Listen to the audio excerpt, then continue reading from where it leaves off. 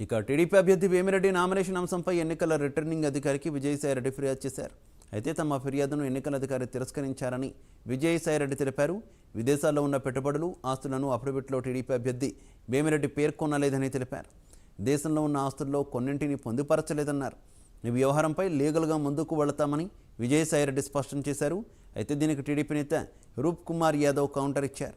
కుంటి సాకులతో వేమిరెడ్డి నామినేషన్పై అభ్యంతరాలను లేవనెత్తారని మండిపడ్డారు. చెల్లుబాటు కాని కొన్ని అభ్యంతరాలను రిటర్నింగ్ అధికారులు ఏమాత్రం పరిగణలోకి తీసుకోరన్నారు. ప్రభాకర్ రెడ్డి గారి నామినేషన్ విషయంలో మేము కొన్ని అబ్జెక్షన్స్ ని రైజ్ చేయడం జరిగింది. ఇవి ప్రధానంగా వేమిరెడ్డి ప్రభాకర్ రెడ్డి గారు విదేశాల్లో ఉన్నటువంటి ఇన్వెస్ట్మెంట్స్ ఏదైతే ఉన్నాయో వాటిని ఆయన అసెట్స్ అండ్ లయబిలిటీస్ లో కానీ అఫిడవిట్ లో కానీ పొందుపరచలేదు అన్నటువంటి అంశాన్ని రిటర్నింగ్ ఆఫీసర్ కి అబ్జెక్షన్ మేము రిటర్నింగ్ ఆఫీసర్ ద్వారా అబ్జెక్షన్ రైజ్ చేయడం జరిగింది.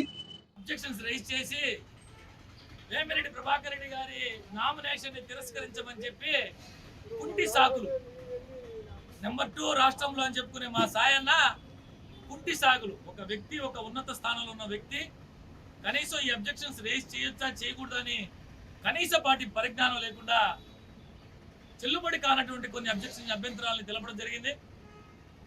గౌరవ రిటర్నింగ్ అధికారి ఇవన్నీ కూడా పరిగణలోకి తీసుకోకుండా వేమిరెడ్డి ప్రభాకర్ రెడ్డి గారి